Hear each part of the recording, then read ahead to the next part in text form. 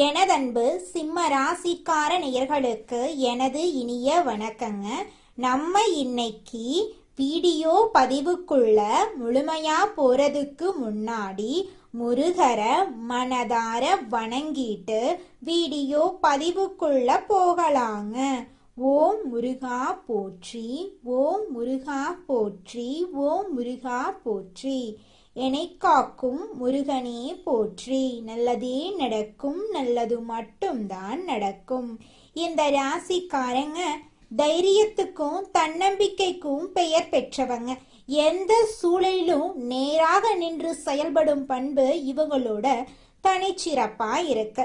இவங்க இருக்கும் இடம் எப்போதும் உயிரோட்டமா இருக்கும். இவர்களின் பேச்சிலும் நடையிலும் ஒரு இயல்பான கம்பீரம் இருக்கும். இவங்கள பொறுத்த வரைக்கும் தான் மட்டும் நல்லா இருக்கணும் அப்படிங்கிற சுயநலமெல்லாம் கிடையாதுங்க. தன்னை சுத்தி இருக்கக்கூடிய எல்லோருமே நல்லா இருக்கணும் அப்படிங்கிற பொதுநல குணத்தோட இவங்க வாழ்ந்துக்கிட்டு இருக்காங்க.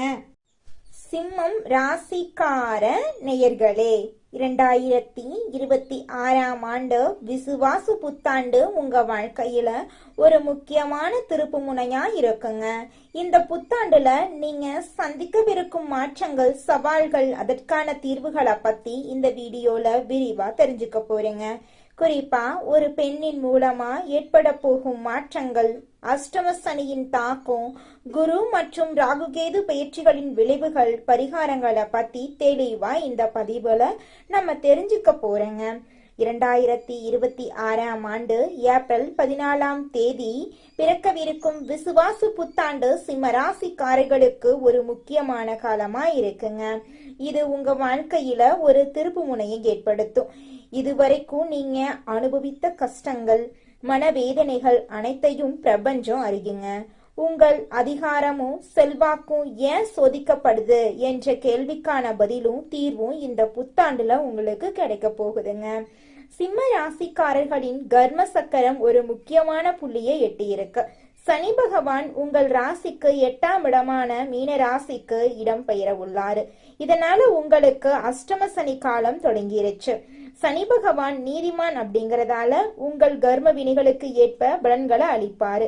இந்த மாற்றத்தின் தொடர்ச்சியா ஒரு பெண்ணின் மூலமா உங்க வாழ்க்கையில ஒரு பேருண்மை வெளிச்சத்துக்கு வரப்போகுதுங்க. ஒரு பெண்ணின் மூலமா உங்க வாழ்க்கையில ஒரு பெரிய உண்மை வெளிச்சத்துக்கு வரதன் மூலமா உங்க வாழ்க்கையில பலவிதமான நன்மைகள் நடக்க போகுது. அந்த உண்மை ஆரம்பத்துல கசப்பா இருந்தாலும் அது உங்க வாழ்க்கையில முன்னேற்றத்திற்கு அடித்தளமா அமையுங்க. அந்த பெண் உங்களுடைய சொந்த உறவுகளா இருக்கலாம், குடும்பத்துல உள்ளவர்களாகவோ, மறைமுகமா உதவி செய்யும் அந்நிய பெண்ணா கூட இருக்கலாம். அவர் சொல்லும் ஒரு செய்தி உங்கள் வாழ்வின் திசையை மாற்றும் ரகசிய திறவுகோலா அமையுங்க. சிம்மராசிக்காரங்க இயல்பிலேயே தலைமை பண்பும் நேர்மையும் கொண்டவங்க. கண்டக சனியின் தாக்கத்தால உறவுகளிலும் தொழிலையும் சிக்கல்களை சந்திச்சிருப்பீங்க. அஷ்டம சனி தொடங்கிவிட்டதால நீங்கள் எடுக்கும் முயற்சிகள்ல நிதானம் தேவைங்க. ஜூன் மாத குரு பயிற்சிக்கு பிறகு குரு பகவான் உங்க ராசிக்கு 12ஆம் இடமான கடக ராசிக்கு பயிற்சியாகிறாரு. இது உங்களுக்கு ஆறுதலான விஷயமாகுங்க. ஜூன் மாத குரு பயிற்சிக்கு பிறகு குரு பகவான் உங்க ராசிக்கு 12ஆம் இடமான கடக ராசிக்கு பயிற்சி ஆகிறாருங்க. இது உங்கள் தேவையற்ற செலவுகளை குறைச்சு சுப விரயங்களா மாற்றும். ஆன்மீக நாட்டம் அதிகரிக்கும். வெளியூர் அல்லது வெளிநாடு தொடர்பான முயற்சிகள் உங்களுக்கு புதிய திருப்பங்களை தரக்கூடுங்க. நீங்க யாருக்கோ செய்த உதவி ஆபத்து காலத்துல கை கொடுக்குங்க நிச்சயமா. சனி பகவான் அஷ்டமஸ்தானத்துல இருக்கிறது உங்களை பயமுறுத்துறதுக்காக இல்லைங்க. உங்க குணத்துல இருக்கும் குறைகளை செதுக்குவதற்காக தாங்க. மற்றவர்களை அதிகாரம் செய்து வழிநடத்திய நீங்க இனி மற்றவர்களின் கருத்துக்களுக்கு மதிப்பளிக்க வேண்டிய காலமா இருக்கு. ஒரு நபர் உங்களை உதாசீனப்படுத்தினாலும் உங்கள் பொறுமை உலகத்துக்கு தெரியுங்க. இந்த தமிழ் புத்தாண்டு முதல் உங்கள் மனசுல ஒரு வைராக்கியம் பிறக்குங்க. மற்றவர்களின் ஆடம்பரத்துக்காக உங்க வாழ்க்கைய சிதைத்து கொள்ள முடியாது என்ற எண்ணம் உங்கள் வாழ்க்கைய மாத்துங்க. உங்களை வீழ்த்த நினைத்தவர்கள் உங்கள் மௌனத்தை கண்டு மரளுவாங்க. அஷ்டம சனி உங்கள் வாழ்க்கையிலிருந்து போலியான மனிதர்களை அகற்றும் தூய்மை பணியாக இதை செய்கிறாரு. காதலில் இருக்கும் சிம்மராசிக்காரர்களுக்கு இது ஒரு சவாலான காலகட்டமா இருக்குங்க. தேவையற்ற சந்தேகங்கள் வந்து போகும். நீங்க நேசிக்கும் நபர் உங்கள் உணர்வுகளை புரிந்து கொள்கிறாரா அல்லது உங்கள் வசதிகளை பயன்படுத்துகிறாரா என்ற உண்மை அம்பலமாகும். திருமண வாழ்க்கையில இருக்கிறவங்களுக்கு ஈகோ மோதல்கள் முடிவுக்கு வரும். கணவன் மனைவிக்கிடையே விட்டு கொடுத்து போறது நல்லதுங்க.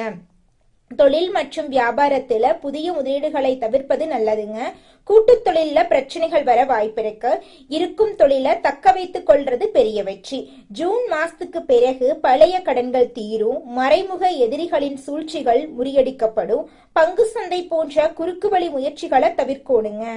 டிசம்பர் 5ஆம் தேதி நிகழப்போகும் ராகு கேது பயிற்சி உங்க வாழ்க்கையில ஒரு மிகப்பெரிய மாற்றத்தை கொண்டு வருங்க. ராகு பகவான் உங்க ராசிக்கு 6ஆம் இடமான மகரத்துக்கும் கேது பகவான் 12ஆம் இடமான கடகத்துக்கும் பயிற்சியாகிறாரு. 6ஆம் இடத்து ராகு எதிரிகளை வீழ்த்தும் வல்லமையும் கடன் பிரச்சனைகளிலிருந்து விடுதலையும் தரும். கேது பகவான் 12ஆம் இடத்துக்கு வர்றதுனால உங்களுடைய மனசுல ஒரு ஞானம் பிறக்க போகுது. சிம்ம ராசிக்காரங்க இருதயம் மற்றும் எலும்பு சம்பந்தமான விஷயங்கள்ல கவனம் செலுத்தணுங்க. உணவு கட்டுப்பாடு அவசியங்க. நடைப்பயிற்சியும் யோகாவும் உங்களுக்கு கவசமா இருக்கும். ஞாயிற்றுக்கிழமைகள்ல சூரிய வழிபாடு செய்யறது கவசமா இருக்கும். சனிக்கிழமைகள்ல சனி பகவானுக்கு நல்லெண்ணெய் தீபம் ஏற்றி வழிபாடு செய்யறதும் துப்புரவு தொழிலாளர்களுக்கு உணவு வழங்குவதும் அஷ்டம சனியின் தாக்கத்தை நிச்சயமா உங்க வாழ்க்கையிலிருந்து குறைத்தே தீருங்க. அதுல துளி கூட மாற்றமே கிடையாதுங்க. அகங்காரத்துக்கு இடம் கொடுக்காதீங்க.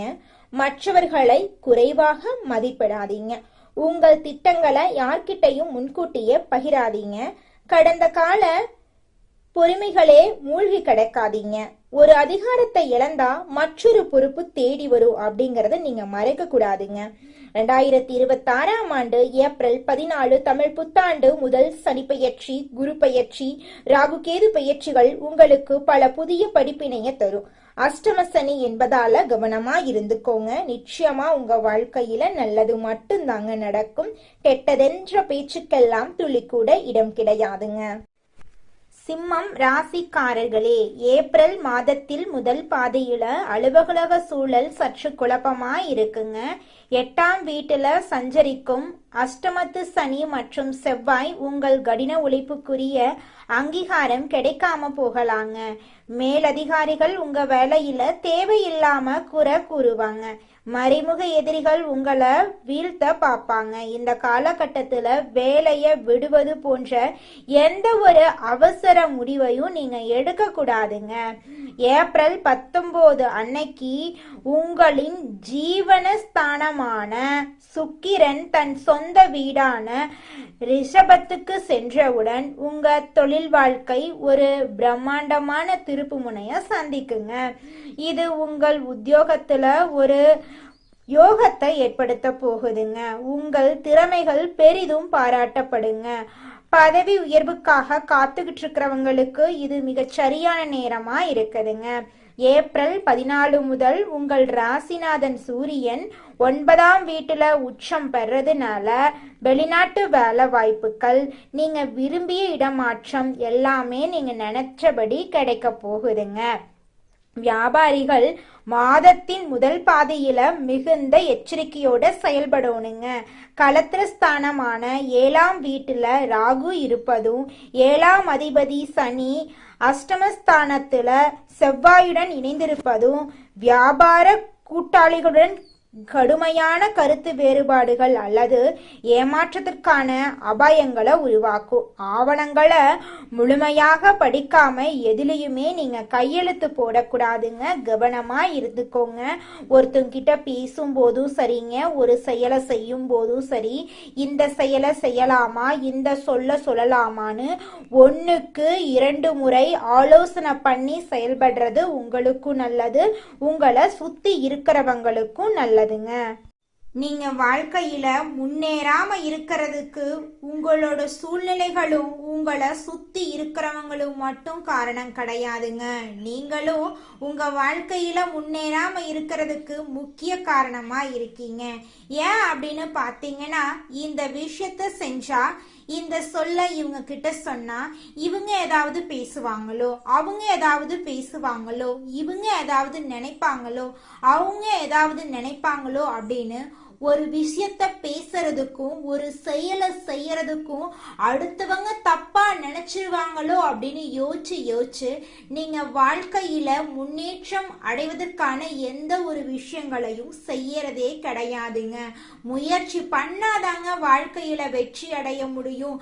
அடுத்தவங்க நம்மளை பத்தி என்ன பேசினா நமக்கு என்னங்க கவலை, நாம எப்படி இருக்கோம் அப்படிங்கிறது நமக்கு முக்கியம். அடுத்தவங்களை பத்தி கவலைப்படாம நீங்க வாழ்க்கையில முன்னேறதுக்கான முயற்சியை மட்டும் பண்ணுங்க. நிச்சயமா உங்களால வாழ்க்கையில முன்னேற முடியுங்க. அடுத்ததாக நம்முடைய சிம்ம ராசியில் இருக்கக்கூடிய ஒவ்வொரு நட்சத்திரக்காரிகளுக்கும் இந்த மாதம் எப்படி அமைஞ்சிருக்குன்னு தெரிஞ்சுக்கலாங்க. நம்மளுடைய சிம்ம ராசியில் இருக்கக்கூடிய முதலாவது நட்சத்திரம் மகம். உங்களுக்கு இந்த மாதம் எப்படி அமைஞ்சிருக்குன்னு தெரிஞ்சுக்கலாங்க. உற்றார் உறவினர்களிடையே கருத்து வேறுபாடுகள் அதிகரிக்கும், அதனால கொஞ்சம் கவனமா இருந்துக்கோங்க. கணவன் மனைவிக்கிடையே ஒற்றுமை குறையும், அதனால கணவன் மனைவி இருவருமே விட்டு கொடுத்து வாழ்றது உங்களுடைய குடும்பத்துக்கு ரொம்பவும் நல்லதுங்க. உடல் ஆரோக்கியத்துல உண்டாகக்கூடிய பாதிப்புகளால மருத்துவ செலவுகள் கூடும், அதனால உடல் ஆரோக்கியத்தை கவனிச்சுக்கோங்க. உத்தியோகத்துல இருக்கிறவங்களுக்கு பணியில சில பிரச்சனைகள் வர வாய்ப்பு இருக்கு, அதனால கொஞ்சம் எச்சரிக்கையா இருந்துக்கோங்க. இது நாள் வரைக்கும் உங்களை வேண்டான்னு உதறி தள்ளிட்டு போன சொந்த பந்தங்கள் எல்லோருமே இனி வரக்கூடிய காலங்கள்ல உங்களை தேடி வர போறாங்க. உங்க வாழ்க்கையே சொர்க்க வாழ்க்கையாக மாறப்போகுதுங்க. அடுத்ததாக நம்முடைய சிம்ம ராசியில் இருக்கக்கூடிய நட்சத்திரம் பூரம். உங்களுக்கு இந்த மாதம் எப்படி இருந்துக்குன்னு தெரிஞ்சுக்கலாங்க. எதிர்பார்க்கும் பதவி உயர்வுகள் உங்களுக்கு கிடைக்கும். தேவையற்ற பயணங்களால் உங்களுக்கு அலைச்சல்கள் அதிகரிக்கும். பண வரவுல நெருக்கடிகள் ஏற்படும். தொழில் வியாபாரம் செய்யறவங்க நிறைய போட்டிகளை சமாளிக்க வேண்டி வரும். அனைவரையும் அனுசரித்து செல்ல பழகி கொள்றது, பேச்சுல நிதானத்தை கடைபிடிப்பது உங்கள் வாழ்க்கைக்கு மிகவும் அவசியங்க. இது நாள் வரைக்கும் தடைபட்ட திருமண பேச்சுவார்த்தைகள் இனி வரக்கூடிய காலங்களில் தங்கு தடையின்றி நடக்க போகுது. உங்களுக்கு நடக்க வேண்டிய திருமணம் சரியான வாழ்க்கை துணையோடு நடக்க போகுது. குழந்தை பாக்கியம் இல்லாதவர்களுக்கு குழந்தை பாக்கியம் கிடைக்க போகுது. பூர்வீக சொத்து ரீதியாக இருந்த அனைத்து பிரச்சனைகளுக்கும் தீர்வு கிடைக்கும். உங்களுக்கு வரவேண்டிய பூர்வீக சொத்து உங்க கையில வந்து சேரப்போகுதுங்க. அடுத்ததாக நம்முடைய சிம்ம ராசியில் இருக்கக்கூடிய நட்சத்திரம் உத்திரம் 1ஆம் பாதம். உங்களுக்கு இந்த மாதம் எப்படி இருக்குன்னு தெரிஞ்சுக்கலாங்க. எந்த ஒரு காரியத்திலும் எதிர்நீச்சல் போட்டே முன்னேற வேண்டி இருக்கும். குடும்பத்துல நிம்மதியற்ற நிலை ஏற்படும். திருமண சுப முயற்சிகள்ல தாமதமான நிலை உண்டாகும். உத்தியோகஸ்தவர்கள் பணியில் கவனத்தோட செயல்படணும். இருந்தாலும் உங்களுடைய சமயோஜித புத்தியால அனைவரையும் சமாளிக்க போறீங்க. பிரதோஷ காலத்துல சிவனை வணங்குவதன் மூலமா எல்லா நன்மைகளும் உங்களை தேடி வரும். உங்க வாழ்க்கையில இருக்கக்கூடிய தடைகள் எல்லாமே காலல் நீரா கரைஞ்சு போயிரும். நீங்க இது நாள் வரைக்கும் பணங்காசு 4-5 பேர்கிட்ட கடன் வாங்கி ஒவ்வொரு நாளையும் வாழ்ந்திருப்பீங்க. ஆனா இனி வரக்கூடிய காலங்கள்ல நீங்க 4-5 பேருக்கு பணங்காசு கடன் கொடுக்கக்கூடிய அளவுக்கு செல்வாக்குல உயர்ந்த வாழ்க்கைய நீங்க வாழ போறீங்க. நம்மளுடைய சிம்மம் ராசிக்காரங்களை பொறுத்த வரைக்கும் புதிய நபர்களை நம்புறது ரிஸ்க்குங்க. பழைய நண்பர்களை நம்புறது ஆபத்தான விஷயங்க. நம்பிக்கை துரோகம் செய்யறவங்கள ஒதுக்கி விடுங்க. அவங்க எந்த காலகட்டத்திலையும் திருந்த மாட்டாங்க. உங்களை பயன்படுத்தி கொள்ளவே நினைப்பாங்க. சிம்மம் ராசிக்காரங்க பழகும் நபர்கள் கிட்ட கவனமா இருக்கணுங்க. 90% உங்களுக்கு ஏற்ற நபர்கள் இருக்கவே மாட்டாங்க. சிம்மம் ராசிக்காரங்களே, சிம்மம் ராசிக்காரங்களுக்கு இந்த காலகட்டத்துல அலைச்சல் அதிகமா இருக்கும். கொஞ்சம் பார்த்து கவனமா இருந்துக்கோங்க. தாய் தந்தையின் ஒருவருக்கு உடல்நிலை பாதிப்புகள் ஏற்பட்டு மருத்துவ செலவு நடக்க வாய்ப்பு இருக்குதுங்க. சிம்மம் ராசிக்காரங்க சொல்வத வீட்டுல உள்ளவர்கள் கேட்கறதில்ல. அவங்களோட பேச்ச அலட்சியம் செஞ்சுட்டு பின்னால கஷ்டப்பட்டு இருக்காங்க. சிம்மம் ராசிக்காரங்களை பொறுத்த வரைக்கும் தன்னுடைய வாழ்க்கையில 1000 பிரச்சனை வந்தாலும் அதை பத்தி துளி கூட கவலைப்பட மாட்டாங்க. ஆனா நெருங்கிய ஒரு உறவுக்கு கஷ்டம்னு வச்சுக்கங்க, ஓடி போய் உதவி செய்யக்கூடியவங்களா இருப்பாங்க நம்மளோட சிம்மம் ராசிக்காரங்க. நம்மளுடைய சிம்மம் ராசிக்காரங்க உலகத்தையே ஆளக்கூடிய ராசிங்க. உங்களை சுற்றி இருக்கக்கூடிய நபர்களால தான் நீங்க நினைத்த இடத்தை அடைய முடியாம தவிச்சுக்கிட்டு இருக்கீங்க. உங்களுக்கு ஏற்ற நபர் உங்க பக்கத்துல இருக்க மாட்டாங்க. கிரகங்களின் தலைவன் சூரியன் உங்களுக்கு அதிபதியா இருக்காரு. நீங்க தலைமை பண்பு கொண்ட நபரா இருக்கிறதுனால நீங்க எப்போதுமே தடுமாறுவீங்க அப்படின்னு மத்தவங்க காத்துக்கிட்டு இருக்காங்க. சிம்மம் ராசியில பிறந்தவங்க எந்த துறையில இருந்தாலும் நீங்க எப்போது தடுமாறுவீர்கள் அப்படின்னு பலரும் எதிர்பார்த்துட்டு இருப்பாங்க. உங்களை ஒன்னும் பண்ணவே முடியவில்லையேன்னு அவங்க கஷ்டப்பட்டுட்டே இருப்பாங்க. கெட்ட பார்வை கெட்ட எண்ணம் உங்களை நோக்கி வந்தாலும் அதை விட பல மடங்கு நீங்க பவர்ஃபுல்லா இருக்க வேண்டுங்க. அப்பதாங்க நீங்க வாழ்க்கையில ஜெயிக்க முடியும். இது நாள் வரைக்கும் உங்களை பெத்த அம்மா அப்பா கூட உங்க உணர்வுகளை புரிஞ்சு நடந்திருக்க மாட்டாங்க. ஆனா இனி வரக்கூடிய காலங்கள்ல உங்களோட அப்பா அம்மா உங்களை மாதிரி ஒரு பையனை பெத்ததுக்கு என்ன புண்ணியம் பண்ணனே தெரியல அப்படின்னு சொல்லுவாங்க. அந்த அளவுக்கு உங்க வாழ்க்கையில பல விதமான நன்மைகள் நடக்க போகுதுங்க. ஏங்கம்மா நீங்க வேற நல்லது நடக்குன்னு சொல்லி காமெடி பண்றீங்க. எங்க வாழ்க்கையில எங்கம்மா நல்லது நடக்குது?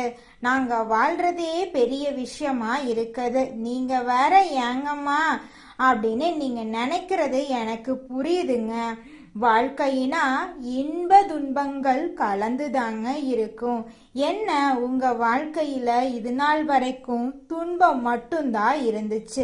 ஆனா இனி வரக்கூடிய காலங்கள்ல இன்பம் மட்டும்தான் இருக்க போகுது. உங்களோட வாழ்க்கையே அருமையான வாழ்க்கையாக மாறப்போகுது. இனி வரும் காலங்கள்ல உங்க வாழ்க்கையில இன்பம் அதிக அளவுல நடக்க போகுதுங்க. உங்க வாழ்க்கையில மேலும் நல்லதெல்லாம் நடக்க நீங்க செய்யக்கூடிய பரிகாரம் என்ன பாத்தீங்கன்னா, உங்க வீட்டுக்கு பக்கத்துல இருக்கக்கூடிய விநாயகர் ஆலயத்துக்கு போயிட்டு விநாயகர் கிட்ட உங்க வாழ்க்கையில இருக்கக்கூடிய நிறை குறைகளை சொல்லிக்கிட்டு வாங்க. கூடிய விரைவில் உங்க வாழ்க்கையில இருக்கக்கூடிய அனைத்து பிரச்சனைகளும் காணல் நீரா கரைஞ்சு போயிரும். உங்களுடைய எண்ணம் போல உங்க வாழ்க்கையில நல்லது மட்டும்தாங்க நடக்கும். கெட்டதுங்கிற பேச்சுக்கெல்லாம் துளி கூட இடம் கிடையாதுங்க. நன்றி, வணக்கம்.